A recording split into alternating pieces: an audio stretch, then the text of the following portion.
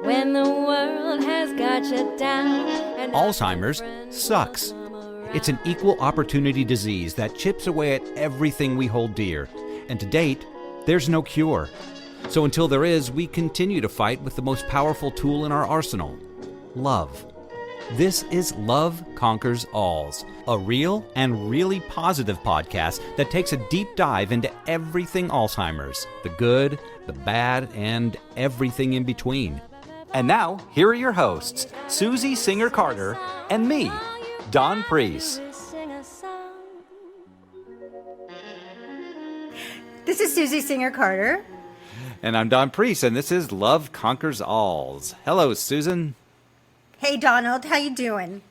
I'm great. I might be delayed a little bit, but other than that, I'm doing terrific. We've had riches of hell this morning, right, between our technology and our poor guest that we love so dearly, who's like, I was so excited, and we'll talk about it, but she's had a cold, and she's not in her office, and it's all kinds of great things. But these are the kinds of, I think these are the kinds of things that bring happy surprises. This will be probably our best show. They're challenges. Ever. Yeah, these right? are challenges that we're going to overcome. Yeah. And we're going to find the silver lining, if you will. Yeah, I like that. Yeah. So, if you listen to us, you know that it's always a good time. And we're glad that you guys are here because we have I'm just going to make it a quick, short intro because we have a lot to talk about with our guest that you're going to introduce, Dawn, right? Indeed. So why don't I do that? To introduce, because it's, then we'll schmooze later. Okay, that sounds good. Author, podcast host, award-winning blogger, contributor to numerous national newspapers and magazines, the UK's own Pippa Kelly has truly made a name for herself in the dementia and elder care universe. It was Pippa's own personal journey with her mother, who battled vascular dementia for 10 years, that shaped her creativity and launched her career.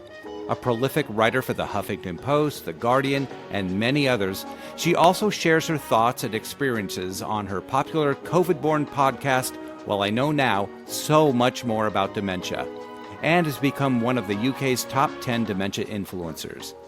But Pippa Kelly's artistic proclivities know no bounds.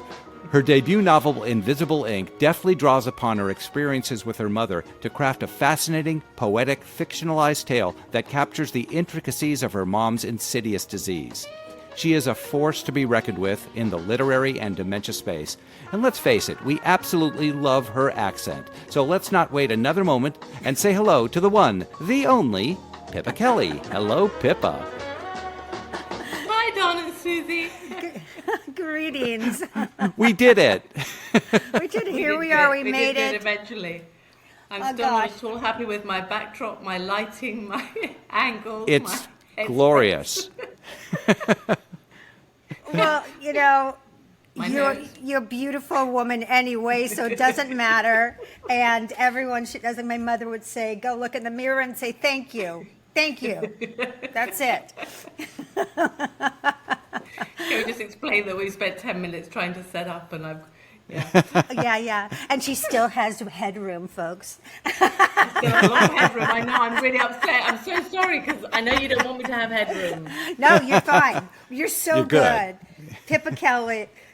First of all, everything about you is awesome. And I've said this before on my post. I was fortunate to be interviewed by you, and it was one of the best interviews I've ever had. You were so prepared, and well, first of all, you got everything. Like there wasn't anything you missed in my film, in my life, in everything. You were just so prepared and into everything. I was just so impressed with what you brought to that conversation. I'm just nosy. Well, the nosy is good. That's what makes you a good journalist then. I said after but- I heard it that it was, and Susie's done a lot of these interviews, and I said that's the best. That's the best one I've heard. Because it was so personal, and it wasn't just question. You really were interested, and it really comes off that way. I actually told my daughters.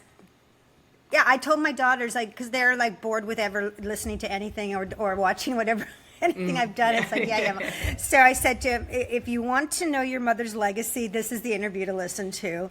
And so, yeah, and they did, and they agreed. So thank you. Thank you. Well, it was quite easy because you have a very interesting life, Susie. I mean, well, yeah. Thank you, and as do you, and so many similar things as we all share in dementia, the journey of dementia, right? And then also so diametrically different as it happens in these journeys as well. So, and I think that we all enjoy both. Well, we appreciate both of those, the similarities and the differences, because it helps the journey. It helps the journey in the rearview mirror too, as with you, right? Yeah. No, I was really surprised at how much, because the first piece I ever wrote, and it was the first and only ever time that I've used a pseudonym because it was all just too raw, and my parents were both still alive, and my mother's dementia meant she couldn't give me consent because she wouldn't have known what I was writing about. But that first piece, very high up in the piece, I did say I'm writing this so that other people in our situation know they're not alone. And I said that, but then I was really, really surprised with the responses that came back from that first article, which is a really long time ago now, because they were sort of saying thank you, and to begin with I didn't know why they were saying thank you, but they were saying thank you for sharing it and for being so honest, because that just makes us feel validated. Also, I decided I had to be very, very honest about everything I said, so I talked about difficult things like the resentment I felt that my own life was being a bit sort of skewed out of its normal context because I was having to look after both mum and dad as it happened at the same time. And the people later, and even when I went on to do public speaking about it, that the overriding response was thank you, which I found so bizarre.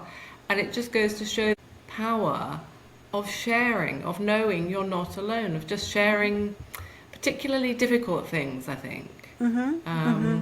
Yeah, and I don't know quite why that is at a human level, but it obviously really offers comfort to people.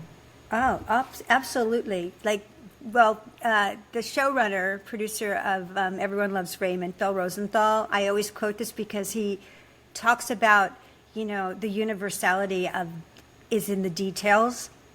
Yeah, absolutely. Yeah, right? No, totally. Yeah. And I think that's so true, because the same with our film, My Mom and the Girl, like I thought, this was so, my mother's idiosyncrasies were so unique to her, whatever. But, as we discovered going on the festival circuit, we'd have teenagers come up with tears in their eyes and say, thank you, that was my grandma or my aunt or my mom. And you realize, even though, we're Jewish and my mom was, East Coast woman, and I thought, well, everybody seemed to resonate with her story that had been in a journey of this type. At some point, we too got so much grateful, responses. Thank you for telling our story. Yeah, it is the detail, isn't it? I mean, you're a storyteller, I'm a storyteller. I do sessions actually for our NHS over here about how to use stories to influence people, like all filmmakers, journalists, advertisers sort of do without really thinking about it too much. But one of the ways you make a story compelling is to include those details. And people won't necessarily recognize that particular detail, but to be something about that detail that they'll say, that's just like when my mum, did something else but in the same way. And it's through these, sorry now, because I'm in the kitchen, my daughter's going off to play tennis in the rain, in the dark, as you do. It's okay. It's a podcast, right? It's life. So, I mean, okay, so here's what I love about what you've done. So can we talk about, let's for people that don't know you, can we talk about a little bit about how you became, this dementia campaigner, which I believe in American is an advocate, am I right? Yes. Okay. Yes, absolutely, yeah, and a blogger and a podcaster and an author that, really focusing on dementia. But before that, you were a writer anyway and a journalist, right? Yeah, absolutely. So what happened was, I think a couple of things came together really, because I My mum and my dad both became very ill. And my mum had dementia. My dad was his brain was fine, but physically a series of strokes just left him bedridden.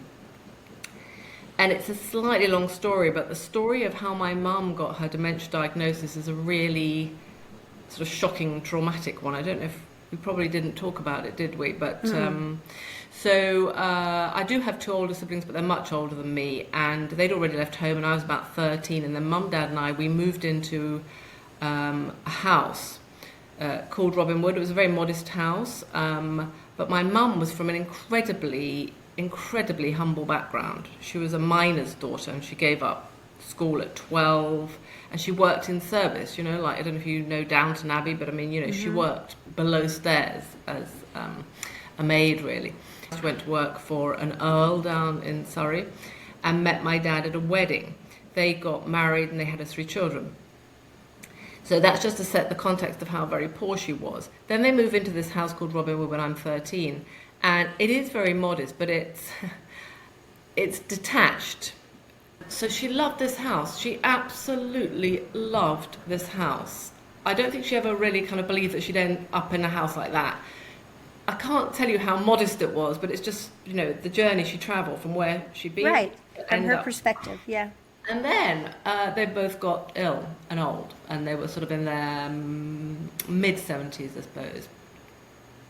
Which back then, you know, nowadays sort of younger. But it was Dad who got ill first, because the whole family has a history of bad heart disease. And he started to have lots of episodes, lots of time in hospital.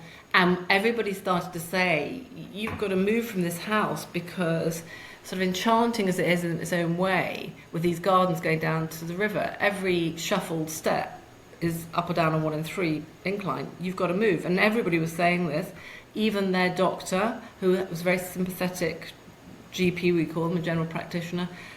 He wrote Mum a note and said, I've got, you know, read this every night, Mrs. Kelly, he said. And it said, and I used to have the note, I must move for the sake of my husband's health. But she wouldn't.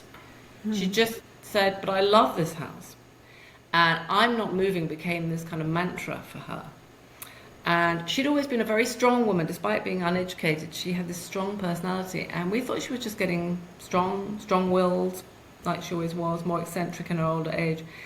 And then Dad had to have a triple, well, it was meant to be triple, it ended up being a double heart bypass, aged 78. And we 3 siblings, you know, grown-ups, decided we'd have to just do something, because we had to get them out of this house. Mum was implacable, she wasn't moving. So we came up with a plan, and it's going to sound really cruel. The plan was, I have power of attorney, which is when you have power over people's affairs legally. And so the plan was that I would sell Mum's and Dad's house, Robin Wood, without Mum's knowledge and without her consent, using my power of attorney. I'd sell it from under her, basically, which is a terrible, terrible thing. It remains actually the hardest thing I've ever sort of had to do. It was a really awful thing to do, but we had to do it. It took well over a year, because it's very difficult to sell a house when one of the people living in it can't be allowed to know that it's up for sale. It's all quite funny in a black humour now with the distance of time. Obviously, it wasn't funny at all when we were trying to do that. So we finally sold the house, but then we had to try and work out how to sort of extract Mum physically from the house and get her into this flat that, again, I'd bought using power of attorney on behalf of Dad, which is a much more suitable flat, you know, just in a building in the nearby town of Dorking. And then we had to come up, you know, we had another sort of powwow family get-together, our siblings, and we decided that we would put in action another plan. And this one was that my sister would invite our parents to go and stay with her and her family for the weekend down in Somerset, in southwest England, something we knew Mum would be very happy to do. But the sting in the tail was, when my sister brought our parents back up from this supposed weekend, she'd take our parents not to Robin Wood, but to this new flat. And it was a really, really terrible weekend. On the Thursday morning, it was a May morning, it was grey, I got the call from my sister to say, I've picked up Mum and Dad, Pippa, and now the coast is clear for you to go down to Robin Wood to do what you have to do. And I got in the car, I drove down, and I'd moved into this house when I was 13. I moved out when I was 18 to go to university, but I've been back to it for over 30 years. And I turned my key in the lock, and the house was very warm still, and there was all the sort of detritus of life around me, and we were talking about details. My mum's coffee cup was still on the kitchen table because she thought she was coming back. And when I saw that coffee cup, it just killed me. I just stood in the entrance because you could see that kitchen from the door and really couldn't move. I felt so guilty. People talk about visceral feelings, don't they? And often that's completely not right. But I think on this occasion it probably was, because it was a very physical reaction to seeing this coffee cup. I just couldn't really move. I was polaxed with guilt. But then I had to do it. I had to sort of like shrug it off, switch off my emotions, get on. What I had to do was pack up this house that had been lived in by my parents for 36 years, and I had to pack it up in one day because the removal lorries were arriving the next morning very early, because that was the only way we had to do it while Mum wasn't there. So I didn't really pack it up, actually. I had to just go onto automatic pilot and just chuck everything, the contents of cupboards, wardrobes, drawers, into black bin bags, unlooked at, unopened. So later I realised that actually my mum's dementia, which was about to sort of unleash itself on us all, it robbed me not just of my mum, but of my chance to say goodbye to my childhood home. And at a very profound level, it robbed me of my chance to say goodbye to my childhood. And it came back to haunt me, that, and I had to have counselling about it later, because it was like I had to just throw away my childhood, almost literally. Anyway, my brother arrived from Ireland a bit later that afternoon. He lives in Ireland with his family, and so that was fantastic support, practically and morally. And then the Friday, the removal lorries came. Paul and I rushed around. We set up in this new flat what we could, and making it very kind of familiar for Mum. And the rest of the stuff that wouldn't fit into this flat, we just had to take it to the local dump. And then we set up the flat on the Saturday, and then on the Sunday morning my sister brought our parents back up from Somerset, and I've just rattled through that, so it won't come as a surprise to hear that when my sister, she approached Dorking, and my dad, who was by then himself quite frail, when they told Mum what we'd had to do,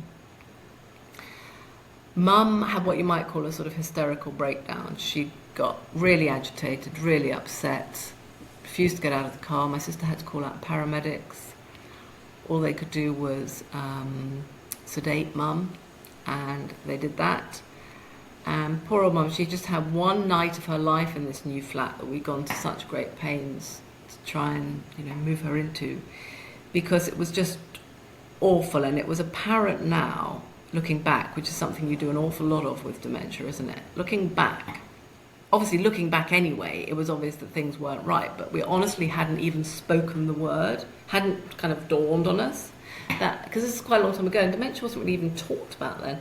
And also what was obvious was that, again, this is obviously so common, and I feel stupid, as one does, that I didn't even know this at the time, but I didn't know anything about dementia. Her dementia had been covered up and sort of staved off because she'd been living in this very, very familiar surroundings of her house for 36 years. It also was apparent that Dad had been covering it up, Right. much more than we realised. But now, faced with this absolutely cataclysmic shock, this abrupt sort of rupture in her life, her dementia just unleashed itself. And it was quite obvious that we were dealing not with a difficult, recalcitrant, strong-minded woman, but with a very sick woman. So I phoned up the hospital, because she, by chance, she had this geriatric consultant's appointment sort of coming up fairly soon. And so I phoned up the hospital and I said, look, we're a family in crisis, and can I come in with her and see the consultant today? And the secretary said, yeah. And she in turn warned me that if Mum wouldn't be admitted to hospital voluntarily, which was obvious she needed to be for observation if nothing else, then they'd use the Mental Health Act to section her. I don't know what language you use over there, but that's when you're forced to do something against your will, really. And so Mum and I went into the hospital. And again, so common. First of all, we were walking towards the hospital from the car and getting towards the consultant's rooms, and Mum just seemed like rational, cogent, normal. She seemed to sort of uncannily know that something was going on that involved her. And this is, again, so common, and I was thinking, well, this is awful, because they're just going to look at me and think, why have you brought your mother into hospital? She's absolutely fine. Mm-hmm. Obviously, I knew she wasn't.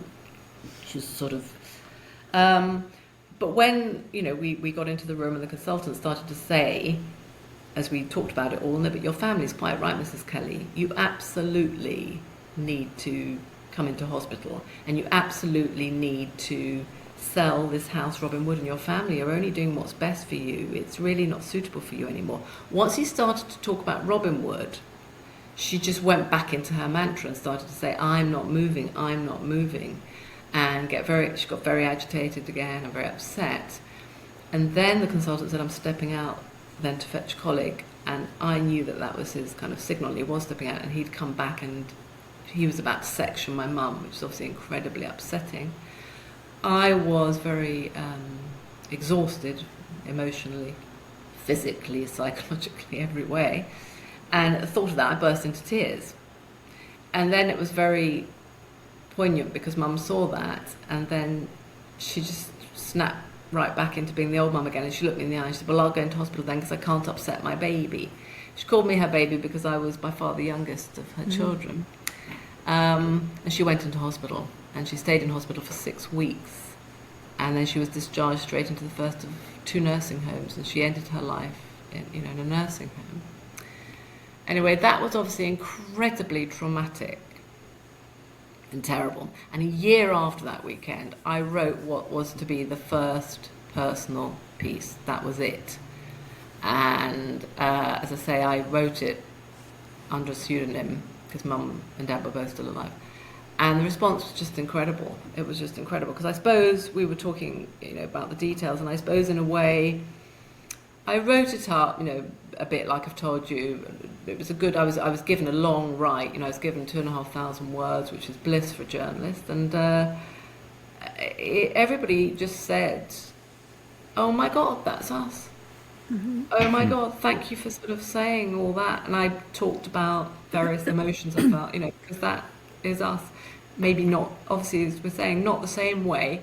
It's a unique story, isn't it? But it is also a universal story. It's a very individual story. Every dementia story is completely unique, but it's also universal. The guilt is a massive, massive part of any dementia sort of story, I think, always. And the not knowing, the ignorance, and I look back and I really try and analyse why we hadn't realised she had dementia, and maybe it was a stigma that we didn't want to realise it. I don't know. I honestly can't tell you. Well, I think that what you're saying is, first of all, so poignant and so relatable, because, and I think hopefully that it's changing gradually now, the idea that we actually talk about it, and that there's actually education about dementia and Alzheimer's, and I think, because when my mom, the same thing, I had no idea what Alzheimer's was. And when my mom was first diagnosed, I was the one, because we were so close, and I said, something's wrong with Mom, and my brother, everyone was in denial. Yeah. But she's fine. Stop it. You're overreacting, and she's fine, and she's fine, and she's fine. But I knew my mom, and I knew, there was something wrong. And I finally got her in to get, assessed. And she had what they called mild cognitive impairment, right? But when I saw that she couldn't, and my mom was always so witty and sharp, and, so she could wit her way out at anything, like, well, who's the president? Well, you tell me, you tell me who it is, and wow, are you handsome, right? Just let's get him off the track. So, but, when she couldn't put the hands of the clock for 10:20 or whatever the question is, 10:40, and I saw my mom stutter, then my heart fell into my stomach, because I knew.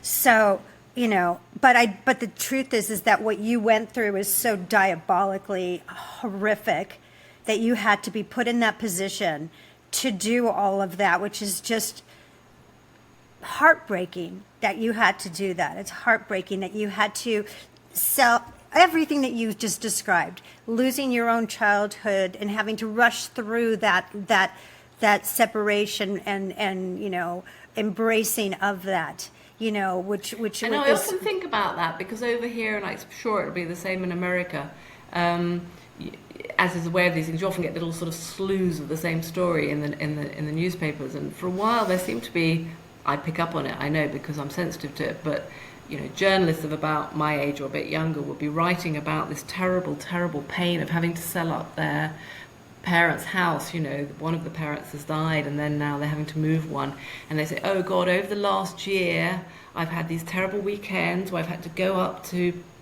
wherever it is, you know, Birmingham or something, and you know, it's been awful, and I sort through the belongings and I work out, and I just sit there thinking, lucky you. Lucky you. Lucky you. I know it's really tough and really emotional, but at least you had the chance to sit there and think, yeah, I remember that, and I remember we did that, and I'm going to keep that, I'm going to get rid of all that, but that I need to keep. You know, so often I think, oh my God, and we did manage to squirrel out of the house one or two things when we knew this was coming up. But really, one or two things, you know, it wasn't a lot. And it's really sad. I often think, oh my God, and then you think, no, I haven't got any of that, nothing of that. And it's just so sad. Yeah, that on all that responsibility of having to you know, navigate your mom's disease without really any help, because here you've got doctors, you know, like, which really resonates for me, coming in and saying, well, they're going to step in, but they're going to step in with you know, a solution that really isn't appropriate, which is to, you know, put her into basically a psych ward, which is what happened to my mom for a second, right? Because they don't really have any other choice, because there isn't a lot of, I don't know, you know, I'm guessing that it's the same in Britain, but, you know, first of all, we have a great deficit of geriatric doctors here. They're not paid the same. No one wants to go into geriatrics, and those that are in geriatrics maybe haven't really focused on dementia and Alzheimer's, which is odd. Then you've got the whole other, you know, population of doctors, of providers who really know nothing, zero about Alzheimer's. They can't even identify it. You know, and so it often gets confused with someone having a psychological breakdown. And, you know, and that happened to my mom, you know, where they locked her up for 7 days when I wasn't in town, because she was going to a doctor's office and she got agitated because she didn't know where she was. And they locked her up and plowed her with Depakote, and she never walked again after that. So, you know, and these are the tragedies because of the lack of education and the lack of conversation about it. And you know, and if there was more of a community support in that sort of, in something that is so common. That's really interesting, because from what you're saying, and it'd be great, we could have a whole conversation just around this aspect of it, the medical side, but from what you're saying, I think we have, see, it was so long ago now, things have definitely improved from that stage of what I've been describing with my mum, because that was, I'm trying to even think now, but that was 2007, 8, so in those, you know, between then and now, things have really definitely improved. You know, I do speak on my podcast through my journalism that I've spoken to a lot of, we have some really, really exceptionally good geriatric doctors, and I'm sure you do in America. I know you're not saying that every one of them is bad, but I think now, and actually the ones I've spoken to about why they go into geriatric medicine, and I think this is becoming a little bit more of a thing over here. I think it's gaining traction that they realise that the older people are actually incredibly interesting, and of course they have all sorts of things going on, you know, quite apart from the medical conditions, but they have so much wealth of experience, and geriatric consultants tend to be practitioners who are very, very interested in people, not just their symptoms and their conditions, you know. So actually, I mean, I spoke to one, Dr. Lucy Pollock, who's just brilliant, and I've spoken to some other ones as well. I think and the education, and I believe that stigma, I have a sort of theory, I don't think it's my own, but I certainly subscribe to it, that stigma comes, it's a vicious circle, and stigma is bred when you get fear and silence, and then fear and silence, they build off each other. Because you fear it, you don't talk about it, because you don't talk about it, you fear it, and it just this toxic circle. And I think in the UK we're really beginning to break that circle. So, you know, so many soap operas and, you know, fictional accounts will have a dementia storyline. Some of our longest running soap operas on the radio and on the television will include one, and actually they're researched much better than they used to be. So it's not just, you know, I'm not even going to say the words of the images that we used to use, you know, and the language we used to use around it, but you know what I mean, that whole kind of stereotype. Now they're looking much more closely at, oh yes, you know, mild cognitive impairment, or, you know, or nuance. Nuance. And understanding it and showing things and showing people who might have Lewy body dementia, you know, and really beginning to sort of, you know, look into. So I don't know whether we might be ahead. So I think there's certainly, though, still some ignorance, and I'm often amazed, and other doctors even say to me that there is still some ignorance amongst the medical profession. A lot. Which does There's seem actually to be quite a bit, completely yeah. Yeah, I just was asked to do. I just contributed to the American Medical Association of Women Doctors for, you know, next month is Caregiver Appreciation, and, you know, talking about from a caregiver's perspective of someone with Alzheimer's, what I felt needed to change within that, the healthcare system and our doctors in particular. And, you know, they were really happy with it. I was really happy with what I delivered to them, because I had so much experience with that, and especially last year with my mom passing away, and the kind of ageism and ableism that is rampant in our healthcare system. And I know we're not alone in America. I know that ageism has permeated so many cultures that never even had it before. Oh yeah. So, I mean, there's a lot of ageism around. That's true. Yeah. Yeah, and so you know, the value of someone's life at a certain age, and then you couple it with something like dementia, you know, and you have that effective ableism, and it becomes toxic, and it becomes, you know, it again. You know, when I hear your story as back when you were cleaning out Robin Wood, I think about me cleaning out my mother's life, the end of her life last year, trying to figure out and play whack-a-mole, right? And trying to figure out how do I really still haven't grieved her, because I was in such crisis mode and survival mode last year, which I shouldn't have had to been. I shouldn't have to.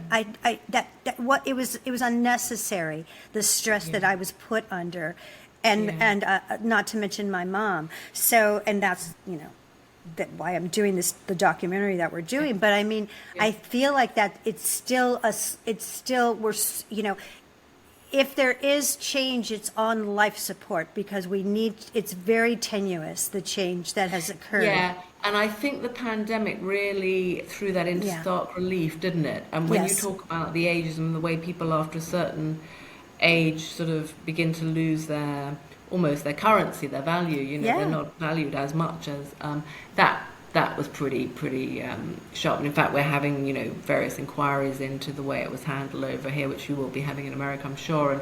And one of the things that's very unsurprisingly coming out is the way the people in the care homes and the nursing homes were, I can't remember, I heard a horrible word used on the radio actually today. I can't remember what it's, but I remember sort of flinching as it was used, and it was really the way they were almost like, I hesitate in case I get it wrong, but a bit like guinea pigs as well, because it's like nobody knew, and in a sense nobody knew how to react. There was an unprecedented global pandemic. It was difficult, but it was really very sort of stark and obvious then that they became kind of breeding grounds for COVID. It was just extraordinary. It's just like, you know, they didn't have any testing kits, and then but it really was emblematic of what goes on anyway, because, you know, this is where my head, we're living in this right now. But I mean, it really did expose the dirty little secrets that have been going on for decades and decades and decades, and will continue unless we make big changes, because, because of the fact that people are living longer, so there is we're a commodity. As we get older, we become a commodity that is useful to make money off of. But the humanity and the dignity have, died a lot. And the other irony is that when you see the humanity and the dignity and the respect in action, it can be so moving and powerful.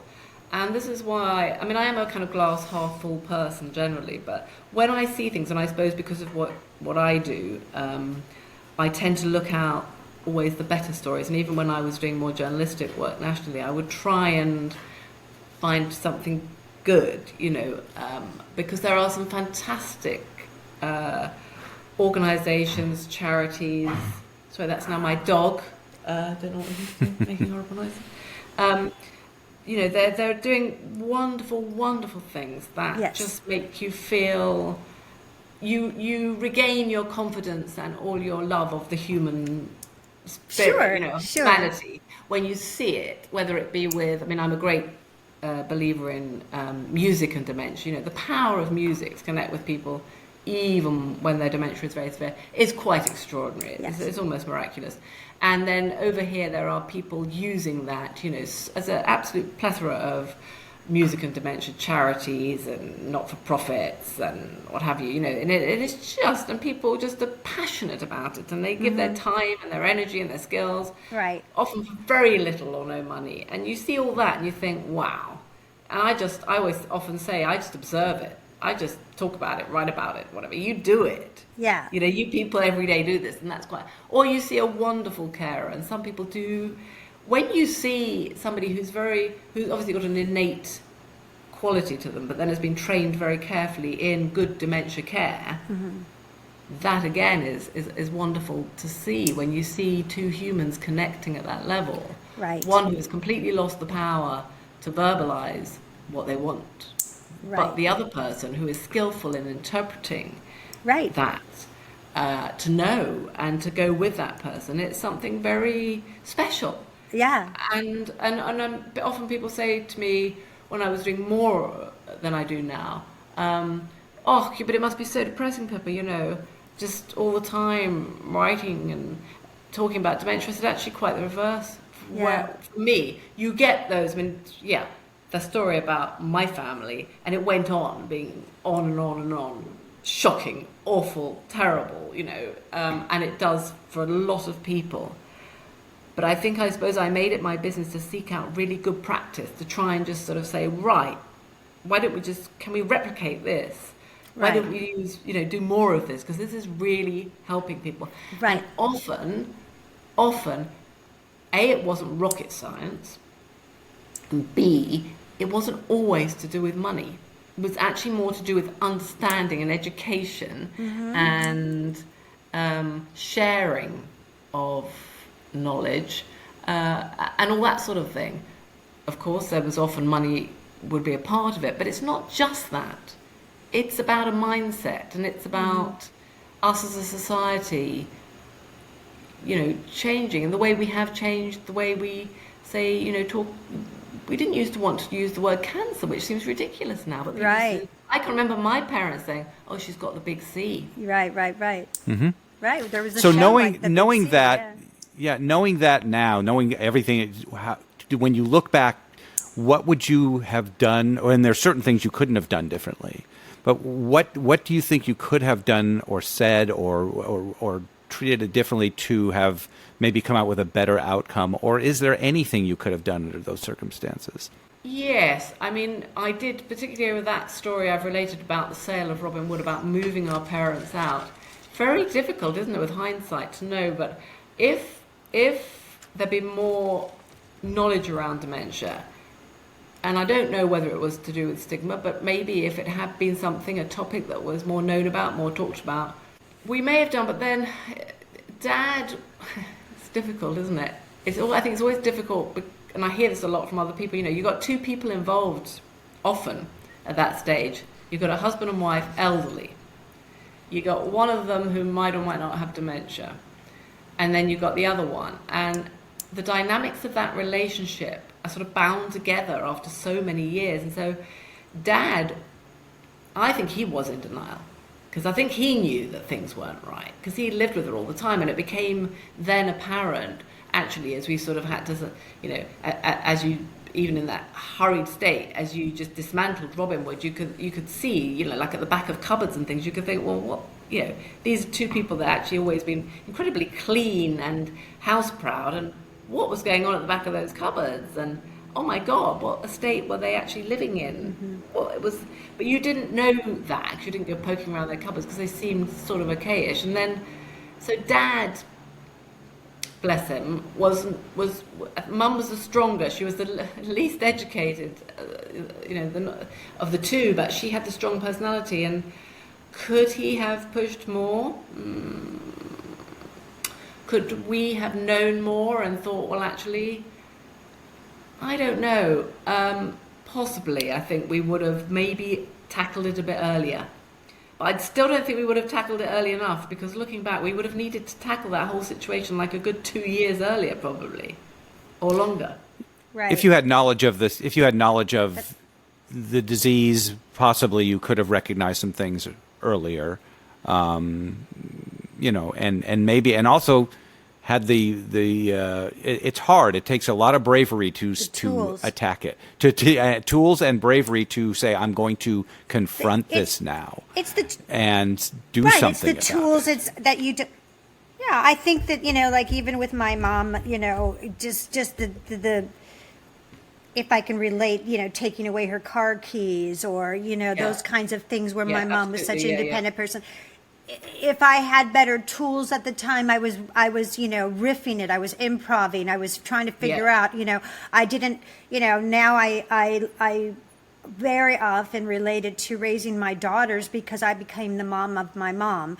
And so, absolutely. Right. And so I have to look at everything from her point of view, and how can I say this that will be the least, the path of least provocative resistance, and redirection, and positivity, because I am positive too. I don't, the fact that I'm living in the, No Country for Old People is a place I never thought I would be living in for a year, because I am Pollyanna. I've always looked for. Yeah, you strike me that you are. Yeah. And so, if there's anything that's going to knock it out of you, though, it is our elderly care system, isn't it? Right. But I realized that who better to tell the story than someone who has got sucker punched, and exactly. That I can say, because I want it to be good, and I have no grudge. It's not a grudge. It's just a fact. It's broken. Let's fix it. It could be so much better. I think Right. that's the other thing that can make you feel quite angry, because you think, well, actually, it could, be so much better. I totally agree with you on all that, and I think that I've learned so much, which is why, I decided to sort of call the podcast Well I Work Now, because that was a constant refrain, I know it's a Sylvia Plath quote, but I didn't know that until I started to sort of go around for a title. But people would just say, well, I wish I'd known then Right. what I know now. Right. Absolutely, because as I wrote, that was the first piece I wrote to finish off your very first question to me, actually. That was the first piece I wrote. And then, as my parents both aged, one was more physical decline, and my mum's, of course, being dementia, was physical as well. People don't often even understand that. I think it's all about memory. It's not at all, is it? It's about physical and all sorts of things. But she was, she had her dementia, which gives it a whole other sphere to look at it through. I charted it all really in the national press, and so I began to get, personal, my family, Dad and Mum, and trying to get funding for both of them, and I wrote it all up, and so I began to get more known. So and then I began to win awards, and then I began to do public speaking, and then I did a blog, and then I did a podcast. So that's how I became a campaigner. But along the way of doing that, because I made dementia my subject, and I would talk to experts.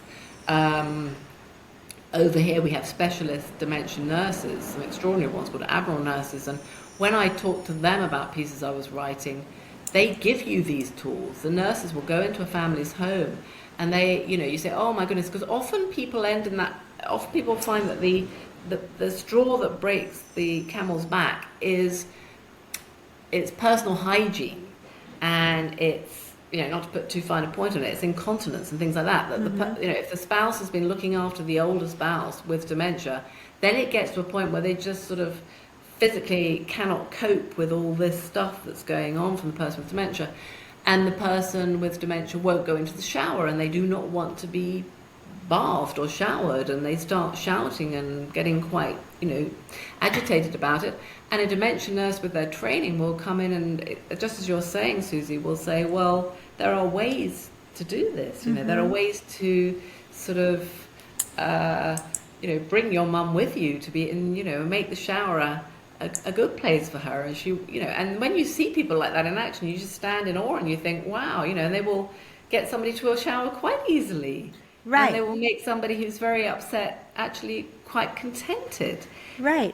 In whatever way that might be, with the tools at their disposal, which I had no idea. I didn't even have the knowledge, or the common sense really to. I often wondered what I would do with my mum when I went to visit her in the care home, because I love my mum a lot and I wanted to go and see her, but then I thought, well, what do I do with her when I get there? Because I can't talk to her now. Mm-hmm. And then people would say, well, I used to go and do my mum's nails. Why didn't I think of that? And they'd, people would say, because this was a long time ago, so I didn't, I think now I might be more au fait with the fact that sensory things are very nice for people with dementia. Right. Or play music, or, like you said, music is, I to use share music. that, just share my mom music.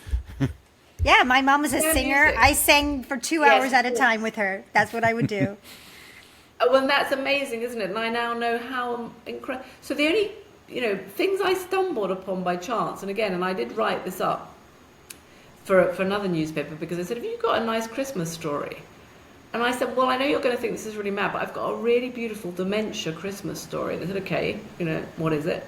And what it was that, I don't know whether this happened to you, Susie, but, in the last 2 to 3 years of my mum's life in the nursing home, she slept a lot.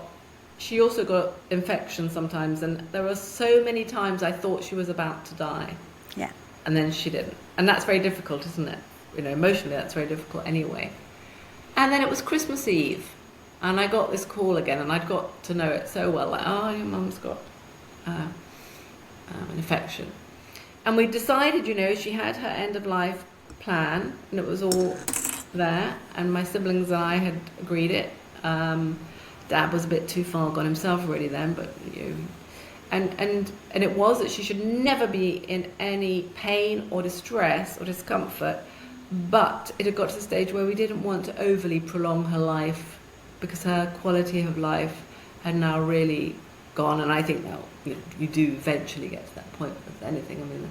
So she slept all the time. She was curled up like a fetus in her bed, and she was being fed. Well, she was tiny by then, but she was pureed food. So. And then sometimes I get a doctor who said, no, we've got to whisk her off to hospital, we've got to put her in a tube, we've got to do this, and we as a family would be saying, no, we don't want you to hoist her out of a bed and hoist her into it. It's not dignified, it's not respectful, but they would kind of like, well, if you don't, then you're starving her to death, and you'd get all that kind of moral, So you say, okay, because you defer to the experts, and then you think, oh, I don't. And then Mum rallied, she didn't, because she get back to the nursing home. So I got the call, and it was Christmas Eve, and I remember I was in, I was shopping, I was getting kind of stuff in the supermarket, and I got the call again, and I said, yeah, and I sort of said, I know exactly what we want in these situations, and he said, well, I think you ought to come down, and I said, fine. I did say to my husband, oh, golly, I'm so busy, and luckily, people around me said, no, go.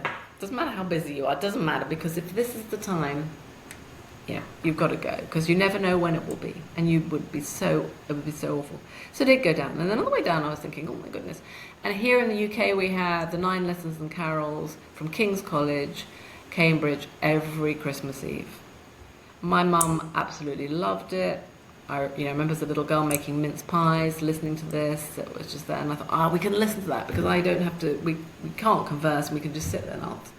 So when I got there just about 5 minutes to 3. It starts at 3 o'clock on Christmas. They put the radio on. And it always starts with Once in Royal David City. And it's a lone chorister. And it started. And as it started, she was lying in her bed. And she opened her eyes. I mean, that's it. It's nothing, there's no great singing and whistling bells, but at that point, for her to open her eyes on cue like that, as this music was I sort of sat up and I said, Mum, can you hear it? And it was a real connection. And then she just kept them open and she just looked at the ceiling, and we listened to the 9 lessons and carols, and I drove back home, and she died the next day. Right. Mm-hmm.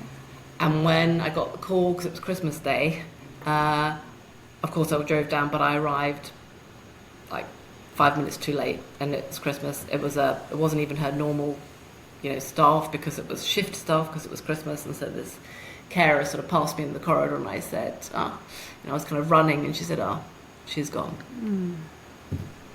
So it was an enormous comfort to me that I'd had this time with Mum. And of course, I later went on through my writing and work to discover that that was the best thing I could possibly have done.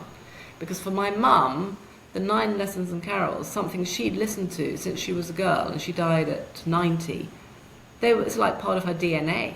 Right. That music, those notes, she would have got that. Yeah. That would have connected. Right. And I'm sure they've done now, neurologically proved as to why music has this incredible effect. It would have got those last remaining little kind of neurons, and they would have jumped and sparked, and she would have. So I'm so happy. But that was just the complete happy chance, really, that I did that. And she died on Christmas Day, Right. So, but if I'd known, of course, I would have listened to far more music with her. And I would have made sure we had like a playlist for her of all the songs that she really loved. Mm-hmm. She loved Dean Martin. Mm-hmm. I mean, right. I would have played. She loved American Pie and Don McLean. Simon and Garfunkel. I knew exactly what would be on her playlist. Right, right. But I didn't do one for her because I didn't realize. Yeah, right. That's where the knowledge and the education comes in. What you're doing now, right. And what we're hopefully right. doing is to let people know these are and they're simple. They're so easy to do, and they make such a huge difference.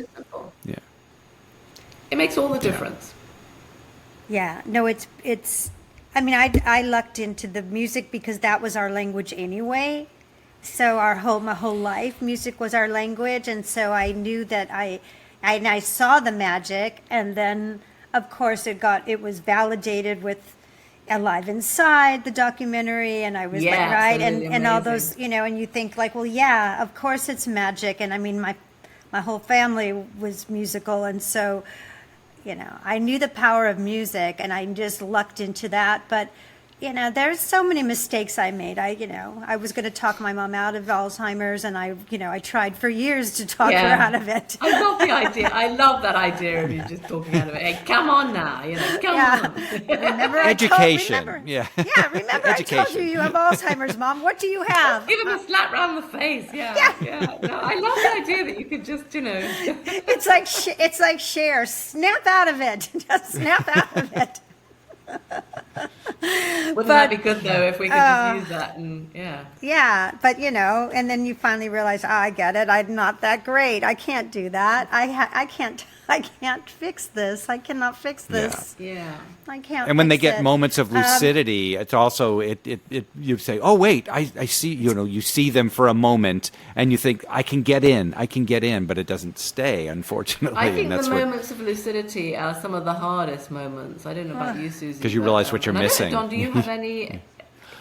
Well, my dad. Don has any experience? My dad had dementia, but it was not. They actually had on his death certificate Alzheimer's, but he did not have Alzheimer's, and towards the end it was hard to communicate, but and he had difficulty communicating, but.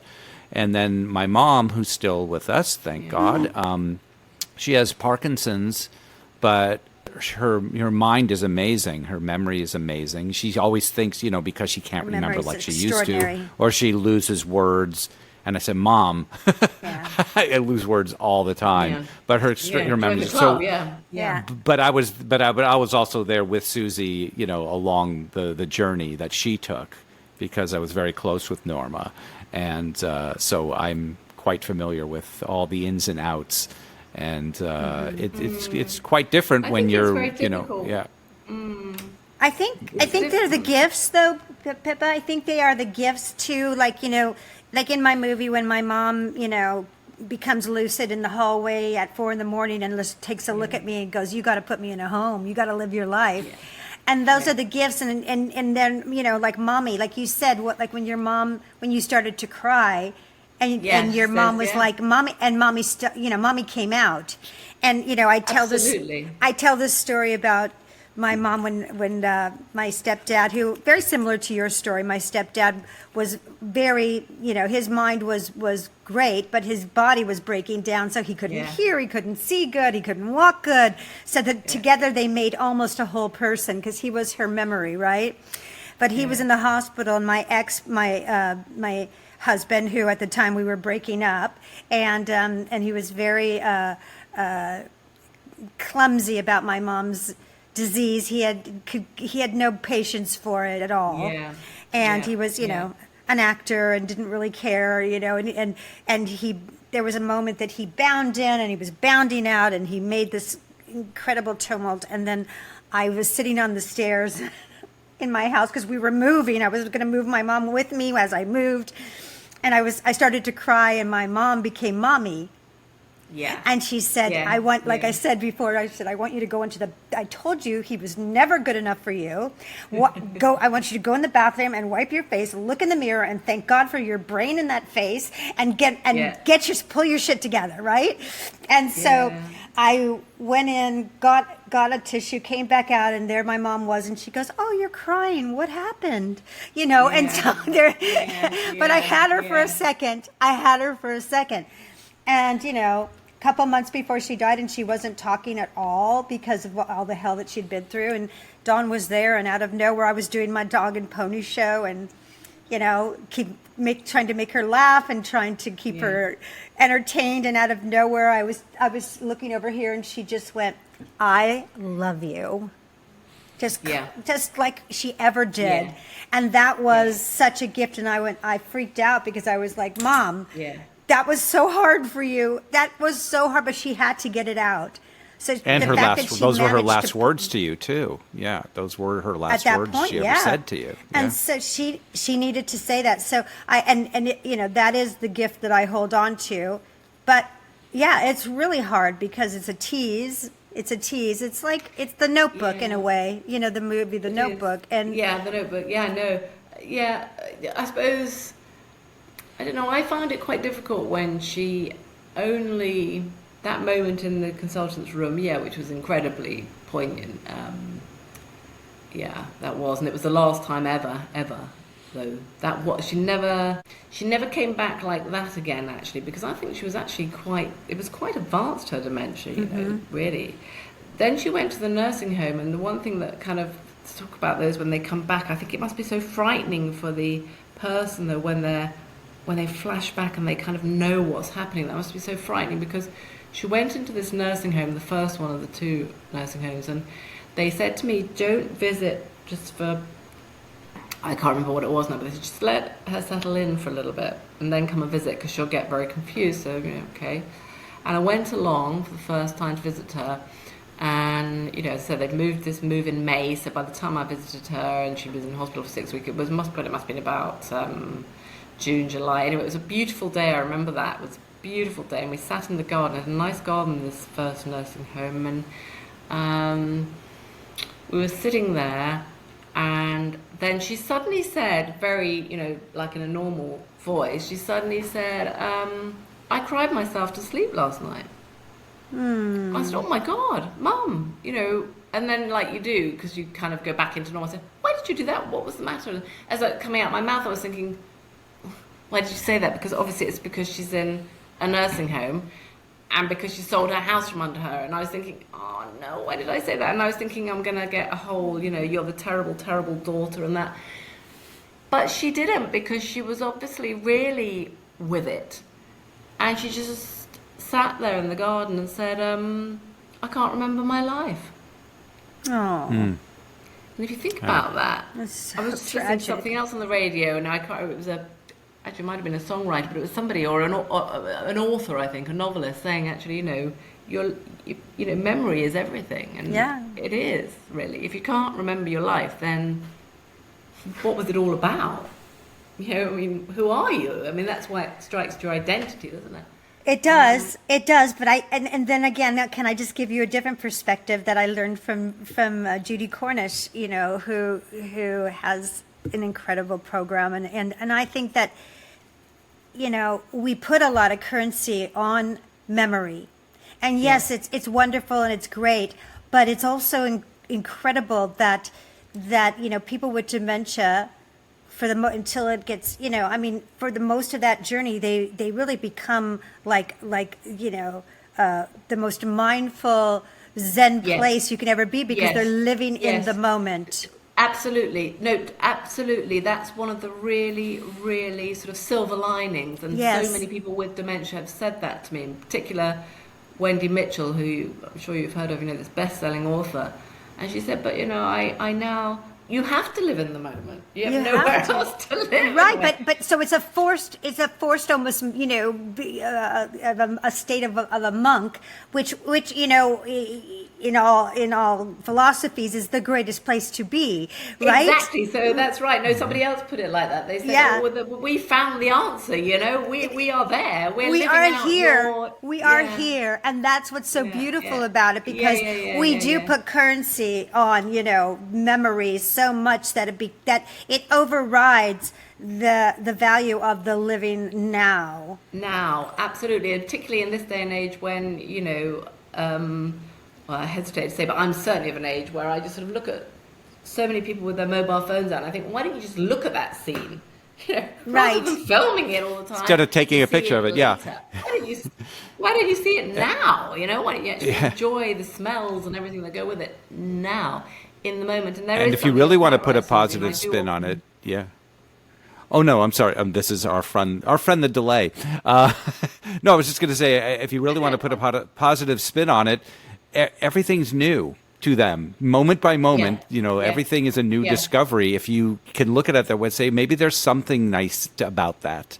That as we get older, everything becomes. I've known that. I've seen it. I've done that. Nothing's exciting anymore. So maybe if we can put that spin on it, I don't know if that. My mother. I think that's why intergenerational stuff works so well. I think because, and I don't wish to infantilize older people or people with dementia, but I think there is great connections between young people and very much older people. Yeah. And then 100%.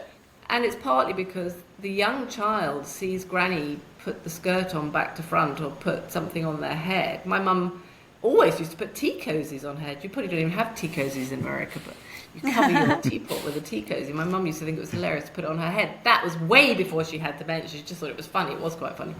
But the child will just think that that's funny, and they will copy it, and in fact, they're doing what the best dementia carer will do. They just validate the behavior, Exactly. Well, I also draw a lot of comparisons between children, and I'm not infantilizing either, but it is the state of the brain, of the mind, of where they're at that moment, and the filters go away, and the social construct goes away. And if my mom would see somebody with a big rear end, and she'd go, "Wow, that's a big rear end," and I'd go, "Well, Mom, have you looked at yours?" And she goes, "I'm just saying," and it's.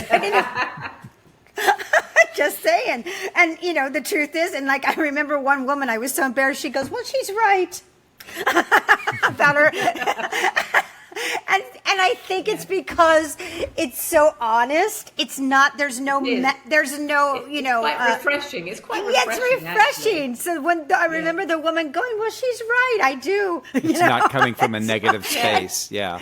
It wasn't there was no negativity. No, there was no malice. It was just the truth. It was just the truth as she saw it. I was at a thing where there's this wonderful, I don't know what's happened to them, but there was a sort of charity, or a very small one, but they did opera, jukebox opera, and they got she had some connections as well, so she got world-class opera singers, They then wrote these little sort of 10-minute operas with all the best parts of various operas. And these were seriously good opera singers who had, sung Covent Garden and places. And I was talking to one of the opera singers after I went to one of the things. They would go into care homes with people with dementia and perform these things. And I don't know how long it lasted because, that would be a money thing. But anyway, and the opera singer said, do you know what? I very nearly didn't do this at all because I just thought, do you know what? I don't really go and sing in care homes. I sing at the Royal Opera House. I sing at the Scala Milan. And then she said, but do you know what? It's been the most rewarding thing I've ever done. And I said, why is that? And she said, because when you sing anywhere, anywhere, it doesn't have to be the Royal Opera House, but you're on the stage and your audience are kind of like, they're trapped, aren't they? They're trapped in the auditorium, especially if you're in the middle of the middle row. These people in care homes, she said, if they didn't like what I was singing, boy, did I know it. They just shouting out, that's rubbish. And she said, and I really had to get, obviously it's a different scenario. She said, I really had to keep eye contact. I really had to sing to, I would sort of see the ones that were going to be causing a little bit of trouble, and I'd have to really pinion them with the eye contact and sing to them as if I was, this was like just me and them in the room. And she said, and actually it was incredibly good for me to do it. And I learned more and it was more rewarding. And when you saw somebody just break into a smile, it was real. And I had a world-class opera singer. Yeah, and you just do. And, but the reactions as well, to bring somebody from a state where they are just sitting there with their head down, all the connections have gone, really, the human connections. They're in their own world with their dementia, and they look very depressed, and they're just sitting there, and nothing seems to be going on. And then, like the Alive Inside video, they started to hear us sing, and they would just start to look up, and then they would start to, start moving a bit to the music, and then, you just get this amazing connection. No, it's beautiful. I loved it. I used to, I think that the culture change of like when I would first started visiting my mom when she was getting more advanced, and the culture of those nursing homes, that it can be overwhelming because we're not exposed to it, right? And then when you lean in, and I became, as I think we talked about on your podcast, I had my best friends, my you had your admirers, I know. Yeah. It was like incredible, and I would like go there, and I would feel like $1 million because I'd walk in with my daughters, and they well, first of all, oh, are you here to visit your grandmother? Yes, I am.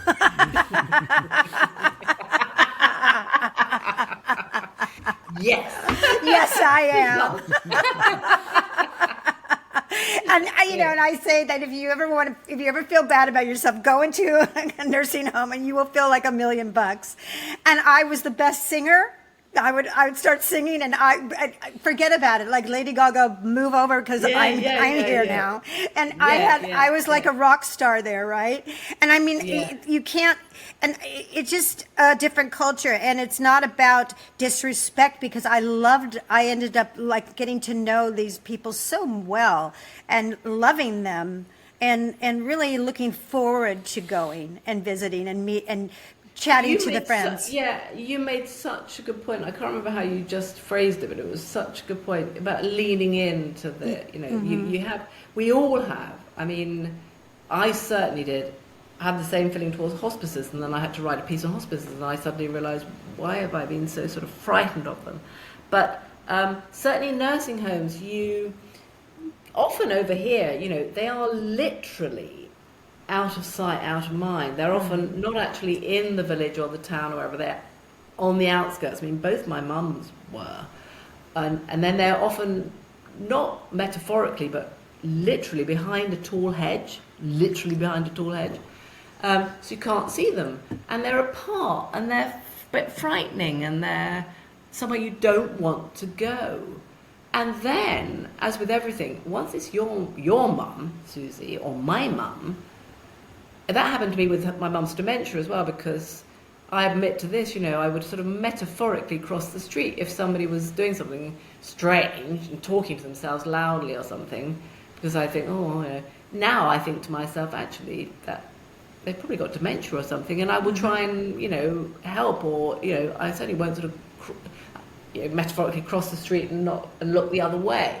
But once it's your mum, if anybody kind of was sniffy when we took my mum to a restaurant, she did something odd, you'd be like this kind of, lioness, wouldn't you? You kind of roar up and say, "Are you looking at my mum strangely?" Because, so you feel that, and once they're in the nursing home and you go to the nursing home, it's their home, isn't it? It is. And then you're visiting your mum in her home, and so, it just changes your whole perception of it. And if only we could, and over here now, it doesn't seem to be sort of like that, doesn't seem to be making much progress, but there's a bit of a push to try and integrate care homes far more into communities. So they use them, and children, well, certainly that's happening. So school children will go in, and other people will go in, not just tokenistically, but really start to integrate. Right. No, it needs to weird. happen. It needs to happen, because if we're going to live longer, if we're going to create, opportunities to extend our lives, but to what end? Then we truly are just warehousing people for the dollar. And that's the gross part of it. So, and we certainly can do that, and it's certainly been happening under our own noses. So, there's an uptick in that, in keeping people alive far longer than they should, and then not caring for them in a quality way. And so they're not having a quality life. And so that's where the education comes in. That's where, and I mean all education, for the public, for our providers, everybody. So one last question, and then we'll go. Do you think that you will stay in the care advocacy as a care campaigner always? Do you think, for the rest of your life, or you see it? I will always advocate for it. Whether I will do it in such a sort of prolific, high-profile way is another matter. Right. Because hopefully in about a year, my husband will have a little bit more time on his hands. Hopefully, although it won't be a lot, because he's never really gonna, he's one of those people who's never really gonna kind of retire. But and so he says to me, it would be quite nice to have a bit more time together. So I think I have to sort of think of the work-life balance, and maybe just, although I must admit that's a ridiculous thing to say, because I already have a really nice work-life balance, but to give my husband more time, to be honest. So I think, but it is interesting, because I was trying to actually do fewer podcasts, and then as soon as you think that, I've had sort of things have happened, and it's like, I've got to do a podcast about that, or somebody approaches you. It's quite a difficult thing, isn't it, to walk away from? And I will always do it in my own way, even if it's not in quite such a structured way. Right. I will always go yabbering on about it, and trying to, I don't really like to use the word educate, because who am I to educate people, but trying to just enlighten. Keep the conversation going. Talk. To keep the conversation going is a very nice way of putting it. And just talk. Just I think that's important, that we know, you don't know until you know. And when you know, that's when you can share it. And that's all we can do once we've learned, is that we share it. You don't know until you know. I mean, when I wrote that first piece, I phoned up some care, expert to give me a quote, because it was at the end, as you have to do, a sort of fact box thing for this piece. And she sensed the guilt in me, and she said, but you don't know what you don't know. That's right. The only guilt you should have is when you do know, and then you do nothing. Right? And that's the problem. That's the only time. So once you know, and that's, and that goes back to me doing the documentary. It's like, I knew, now I know, I know, and I can't not talk about it, because then I'm falling You're into complicit at that point. trap. Yeah. I'm complicit. So that's why, and but I keep saying, once I'm done with this, then I need to I just need to Yeah. to just relax Yeah. for a second Yeah. because it's a lot. Yeah. It is a lot, but Yeah. I do like keeping the conversation going this way. This is a great outlet for me. Yeah, also, I suppose, I mean, offshoots have come my way as a result of that. And therefore, and I am a great believer in this, I'm a great believer in using humour where you can, which I think you do too, Susie, don't you? Arts and humour and creativity is fantastic because it's a kind of softer but often more powerful way to get a message across, I think. Which is why I thought your film was totally brilliant. Thank you. And so there's that, and also, I suppose that's what you'd call the soft power of culture and of these softer forms of doing it, really. And so we were talking about stories and stuff, and I do other sessions that are really to do with storytelling and showing people how to use a story. But along the way of doing that, I often use the dementia story because it's a very powerful one. So, and then actually what we find, and this is meant to be for senior managers, and it's in a kind of workspace situation about bringing people with you when you make big decisions about merging of two hospitals or whatever it might be. But actually we get a bit stuck on the dementia because once you get into stories about dementia, everybody has got a story and they want to tell you about it, and so we end up sometimes having almost like therapeutic sessions. Yeah. And we have to be careful that, that's absolutely brilliant. And also people find it's a very safe space to be able to, because there are other people sharing it, to go right back to the beginning of our conversation. This sharing is so important because people can then feel safe to express their emotions around things and say, well, actually, I really, really love my dad, but I've also got a husband, a family, a job, a this, a that, and they can vent a bit in a safe space.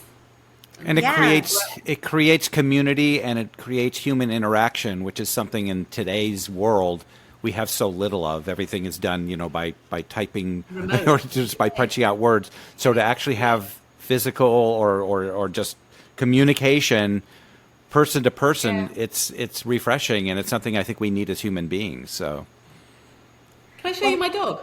Yes. Absolutely. You must. It's the law. You have to. Wait. No, There's hang the on. dog. No, you haven't Now we're seen at the him. dog's level. He's gone. No, we haven't seen him the yet. dog is the dog We is see now his point gone. of view. There's You must see him now. Yeah, There's we do. It's a there's golden a- retriever. There we go. Yes. Oh my God, I love I have your golden retriever. I was just telling Don last night that I really miss having a golden Oh retriever. no, I've switched you off now. I've managed to. Okay, keep talking. No, we're Okay, back. now where I see you.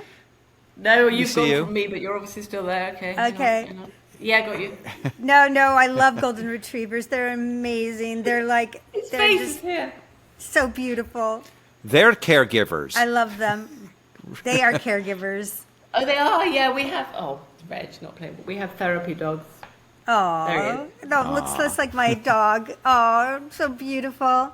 No, they really are. I remember my cat had kittens, and the kittens would go all over her body, and she wouldn't move for fear that she would hurt them, and she would let them crawl, and she They're wouldn't very- get up.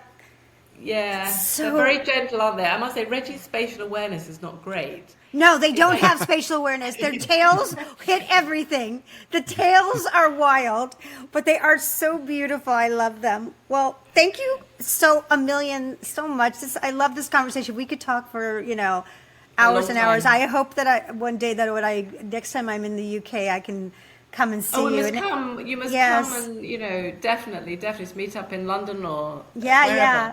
My daughter that would be is half British, so my ex was British, so Well, if ever you're here, or you, Don, if ever you're here, you've got my number and my email and what have you. Definitely. Yes. Absolutely. Absolutely. Yes. Is there anything else that we missed that you wanted to get out to the world? Or we? Oh, loads of things, but we didn't miss them. But there's loads I could, I can talk about dementia forever. I mean, Yeah, we can. I know. It's a big subject. It's a big subject because I have all these questions and I'm like, oh, Yeah. I didn't even get to number 5 yet. So, but it's okay. Another time, we'll do Yeah. it. We'll do it. Yeah. It gives us a good excuse to reconnect. And how is your? I mean, brilliant. It looks like you've completed your No Country for Old People. Have you? Well, not really. We know we are. I saw some launch thing and I thought, oh. Oh no! No, that's a conference that I'm going to just for awareness at the National Consumer Voice next week. But where we're going to show a bit of it, just a tease of it. But we're still raising money.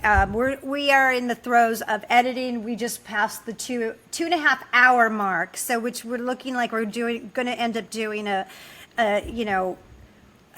mini series probably about 4 episodes. It's just too big of a subject. So, but I'm thrilled with all the interviews that we got, and we're just very, very happy with it. It's just a beast of a project. It's humongous. It's the hardest project we've ever done. And raising funds for it has been the hardest thing we've ever done. Just it's difficult. I bet. It is. Yeah, but well done. I mean, well done. That's a massive thing. Sorry, Reggie's looking like he needs to go out. Well, we shall end up. We shall let him go. And thank you so much.